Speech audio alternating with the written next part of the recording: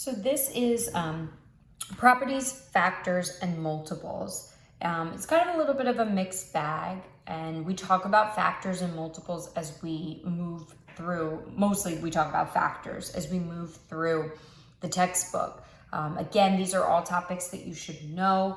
If you've already watched videos about fractions, adding, subtracting fractions, you've probably thought about multiples already, because you have to find a common denominator, which requires the least common multiple. So this one's just gonna feel a lot like some vocabulary to just help you with. So if you are stuck, and again, maybe it's just something that I say that kind of clicks, or you're like, oh, that's an easier way for me to remember it from here on out.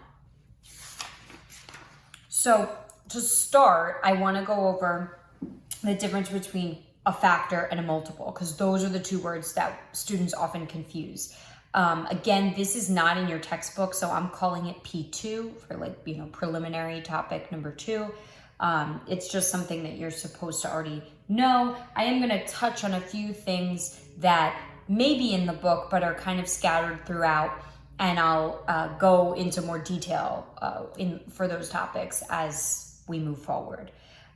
So here's how I always remember it, because I struggle myself, factor versus multiple. So when somebody says to you, what are the factors of 8? And you're like, I don't know, right? I do that too. I don't know at first. So the easiest thing for me to do is to think about which word is more obvious. And multiple is a much more obvious word for me. And because it has more of a meaning outside of mathematics, right? If I have multiple of something, I can kind of think about what that means. If I have multiple, right, I have more than one of it. So if I have multiples of 2, I have 2 2s, I have 3 2s, which would be 6. I have 10 2s, which would be 20. So you can start to see, okay, so multiples of 2 would be 2, 4, 6, 8, 10, 12, 14, 16, 18, and so on, right? So multiple is that bigger thing, those bigger numbers. So if I say multiples of 2, that would be 2, 4, 6, 8, 10, 12, and so on. All the way up to I can't even count. So if I do that one first, even though we talk about factors much more in algebra, if I can get through that definition of a multiple, I kind of know that factor is the opposite one, right? Because that's easier for me than knowing what a factor is off the top of my head. So if multiple is those bigger numbers, factor must be those smaller numbers. So not the numbers when I multiply by 2, when I multiply by 3, when I multiply by 4, but numbers that go into it. So if I ask you for the factors of 8, those would be numbers that go into 8, right? So not 8, 16, right? 16 is not a factor of 8, it's a multiple of 8. Factors of 8 are the numbers that go into 8. My suggestion, and there are so many ways to do this, but my suggestion is that you start at 1 and you build up to the number 8. For 8, this might seem silly, but when we get later into our textbook and we're in chapter 8 and we're doing factoring, and you have to know factors of 72, if you randomly pick and choose the factors of 72, you're not gonna know which ones you left out, which ones you've covered. I don't know. I don't have those numbers just floating in my head. I have to have a system to it. So I start with 1. So there's a couple ways you can list them. If you wanted to list them in a line, you would just have to put the 8 all the way at the end. I don't really like doing that. So I kind of make almost like a table. So 1 and 8 are factors because 1 times 8 gives me 8. And 2 and 4 are factors because 2 times 4 gives me 8. So what are my factors of 8? 1, 2, 4, and 8. So by going down the line here, 1, 2, does 3 go in? No. Does 4 go in? Well, I have 4 on the other side. That's how I know I'm done. It's a much more And there's much more of a madness to that method as opposed to just randomly picking numbers and not knowing which ones I have. So that right there kind of summarizes the big difference. So 2 is a factor of 8, whereas 8 is a multiple of 2. So that right there should kind of help you to distinguish between the two, hopefully. So that brings us to GCF and LCM. You should have heard these words before, and we will definitely talk about GCF later on. GCF is greatest common factor. So I'm not going to do too much with this because, again, we'll talk about it more, but there are some things in, our first week of work here that we want to just see what you know. So you may want to watch a video to kind of give you a little bit of a better understanding. And LCM is least common multiple. So you can sort of see how they are opposites, right? You have the multiple and the factor opposite, and then you also have this greatest and least. The greatest and least is tough, though, when you think about that, because it makes you think I'm looking for the largest number and I'm looking for the smallest number, but you have to keep in mind it's greatest common factor and it's least common multiple. It's not just greatest number, least number. Okay, so the way that I like to think of it, and I know this isn't how we're taught to read, but you want to cover the factor part first, then the common part, and then the greatest.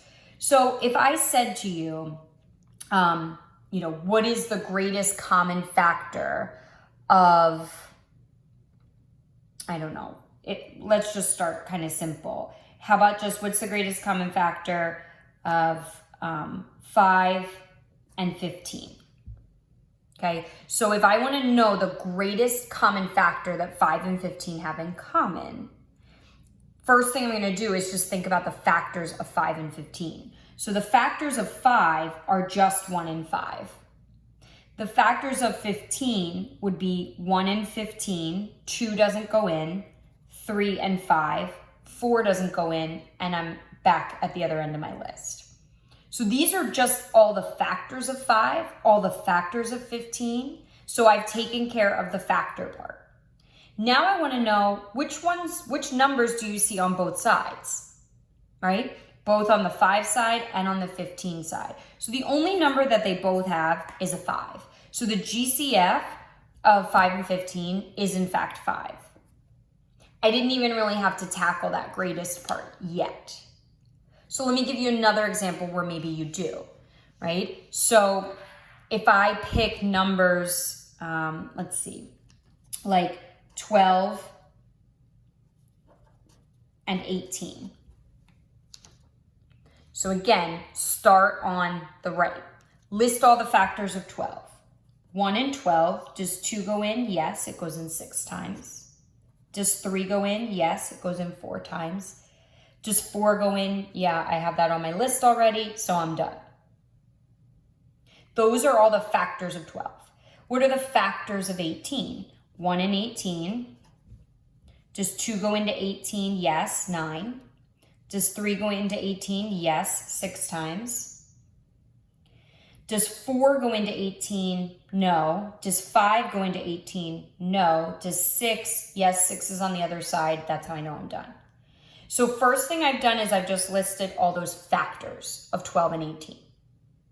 Now I want to look for the numbers that they have in common. They have the 2 in common, right? They both have the 2. They both have a 3 on both sides. And they both have a 6. So the numbers that they have in common are 2, 3, and 6. Of those numbers, 2, 3, and 6, which one is the biggest? 6. Therefore, the GCF for 12 and 18 is 6. It's the biggest number of all the numbers that go into both. So just be careful. When you see greatest, you're like, 18? It's the biggest number I see. That's not what we're looking for. So let's try LCM, least common multiple. Again, this is very helpful when you're trying to add fractions because you need common denominators. So this one's, I think, a little easier. Like if I asked you what's the least common multiple of 10 and 30. So again, you're thinking of multiples here. So 10, 20, 30, 40, right? For 30, I start at 30 and I see they already have a number in common. What's great about LCM is because you're looking for the smallest, as soon as you hit it, you stop. It's not like GCF, because GCF, you don't know if you've left something out. So that makes GCF a little bit more challenging. So let's say I asked for the least common multiple of 5 and 7. That one's a little tougher because it's not going to be one of the two numbers. So multiples of 5, 5, 10, 15, 20, 25, 30, 35, 40. Multiples of 7, 7, 14, 21, 28, 35. What do they have in common? I see 35 on both sides, and it's the first number I hit, so I know it's the least. So the least common multiple of 5 and 7 would be 35.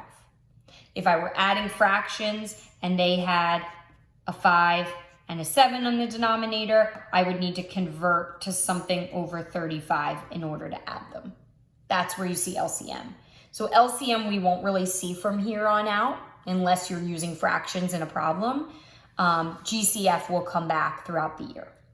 So that's factors and multiples, GCFs and LCMs. Real quick, I just want to talk about a couple of things that might show up again in that first week's work that we do.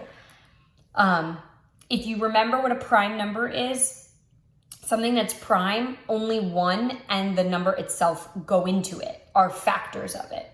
So prime numbers would be numbers like 2, 3, 4 is not prime, so 5, 7, 9 is not prime, 11 is prime, right?